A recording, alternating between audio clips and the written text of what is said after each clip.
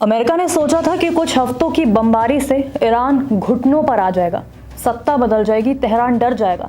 लेकिन हुआ बिल्कुल उल्टा। ईरान ने युद्ध में अमेरिका के 42 लड़ाकू विमान, रीपर ड्रोन और कई अरबों डॉलर अब तक स्वाहा कर दिए हैं। जिस अमेरिका को दुनिया सुपर पावर कहती है, उसी अमेरिका के सबसे एडवांस लड़ाकू विमान, अरबों डॉलर के ड्रोन और हाईटेक जासूसी सिस्टम ईरान के सामने टूटते नजर आए। अब अमेरिकी संसद की रिसर्च विंग की रिपोर्ट ने खुद वॉशिंगटन की बेचैनी बढ़ा दी है। रिपोर्ट के मुताबिक ऑपरेशन एपिक फ्यूरी में अमेरिका को काफी ज्यादा नुकसान हुआ।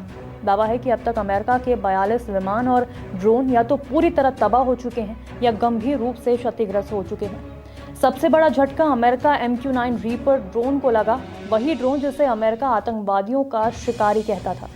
रिपोर्ट कहती है कि ईरान ने 24 रीपर ड्रोन मार गिराए। दुनिया का सबसे advance stealth fighter jet F-35A भी इस युद्ध में बच नहीं पाया। अमेरिका का दावा है कि इस जेट को रडार पकड़ ही नहीं सकता।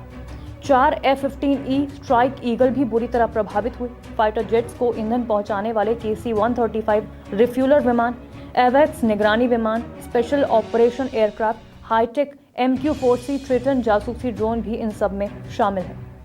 ईरान ने सिर्फ लड़ाकू जेट ही नहीं रोके, बल्कि अमेरिका की पूरी एयर ऑपरेशन मशीनरी को ही निशाना बना दिया। रिपोर्ट में यह भी कहा गया कि वियतनाम और इराक के बाद पहली बार अमेरिका को इतने बड़े स्तर पर एयर पावर लॉस झेलना पड़ा। यानी दुनिया की सबसे ताकतवर वायुसेना को ऐसी चोट लगी जिसने पेंटागन की रणनीति पर भी सवाल खड़े कर दिए। इस युद्ध का असर सिर्फ मैदान तक नहीं रहा, अमेरिकी खजाना भी हिल गया। अमेरिकी संसद में खुद पेंटागन अधिकारियों ने माना है कि ईरान ऑपरेशन का खर्च 29 अरब डॉलर से ऊपर जा चुका है। भारतीय रुपए में देखें तो करीब 2.4 लाख करोड़ रुपए।